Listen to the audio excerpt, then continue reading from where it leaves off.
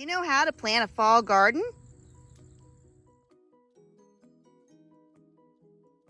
Hello everybody, this is Deb from Just Do Something Homestead, and today we're in the garden learning what we can start planting. Here in West Virginia, we don't have a frost until fall, which gives me about 2 months to grow something. So every time I pull out a plant that is done producing, I plant something else. Today I am picking the last of the beans from this bean patch. Now it's not the only bean patch I have, but it was the first one that started producing. These bean plants that I'm pulling are not producing any more flowers, and honestly, they're starting to get bean beetles, and you can tell that by the condition of the leaves. I had 4 rows of beans here. I got bushels and bushels of beautiful jade green beans, but now it's time to pull them out and put something in its place. But before I figure out what I'm going to put in here, I am going to pull out all those last beans, take off any of the beans that are still edible, and sweep up this area, getting it ready to plant again. All right, I got the last of those bean plants pulled and the beans taken off. This bean patch is about 18 feet by 10 feet, so it's pretty sizable, definitely enough room to plant something else. And these beans aren't as beautiful as the first ones that come onto the plants, but it is a good harvest that's going to serve us well. I can freeze some of these and have some meals in the winter.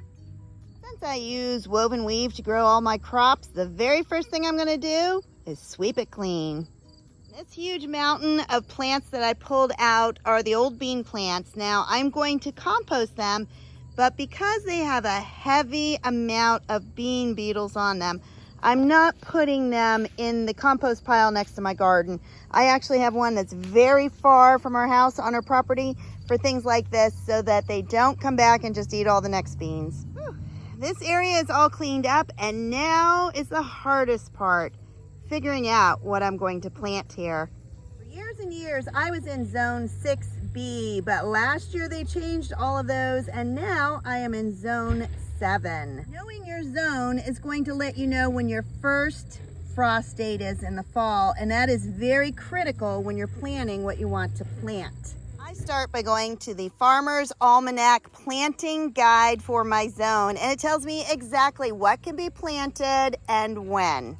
Of course, there's plenty of time to plant your lettuce and your radishes, but I already have a patch of lettuce and radishes, so I'm not going to be planting any more of these.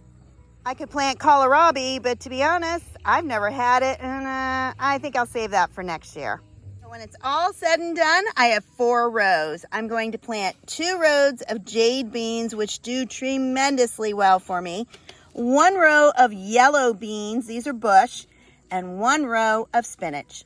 Beans can be a little risky now because they are a tender crop. That means they can't tolerate any frost. If we have frost in the forecast, I can try covering them up, but they may not survive it. But spinach, on the other hand, is not only frost tolerant, it is frost hardy. And that simply means I have had spinach that it has snowed on and it was still fine. This small garden patch in my garden faces the south, so I am going to put the spinach in the first row since that is the shorter of the plants that I am growing. These are spinach seeds, and since I am towards the end of the season, I don't have time to flub the dub, if you know what I mean. So I need those seeds to come up. Thus, I'm going to plant more than 1. I think I have about 5 seeds in each hole. Spinach likes a depth of a ½ inch. The first row of spinach is planted, and I have a lot of subscribers that say, you know, I work all week, I'm tired.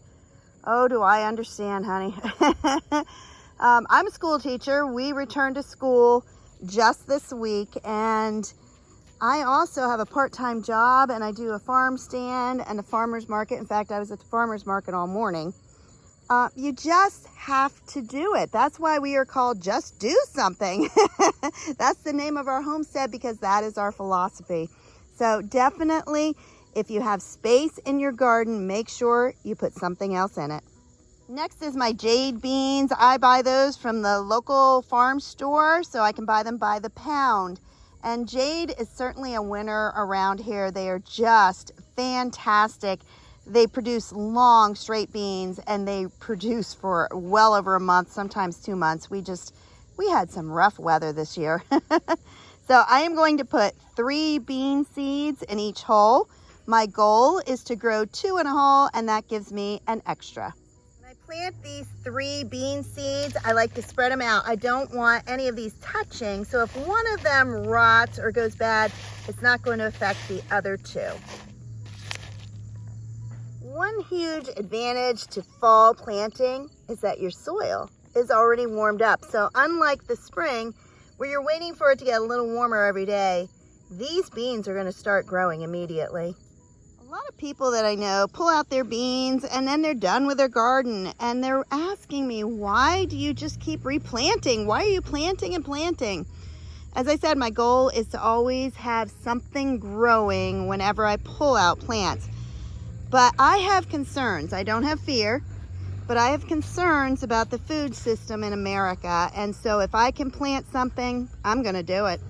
Because I'm a teacher, I think I just naturally like to plan things. And because of that, I like to plan in case there are shortages, in case we can't afford food. All 4 rows are planted. Jim took the weeds away. He's putting them into the compost pile, and the only thing left to do is hook up a sprinkler. We are still very much in a drought, and although our soil wasn't dusty and dry like the desert, it still needs some water. And there you have it, 1 row of spinach and 3 rows of beans. If you enjoyed this video on planting a fall garden, please like, subscribe, and share. Have a blessed day, everybody.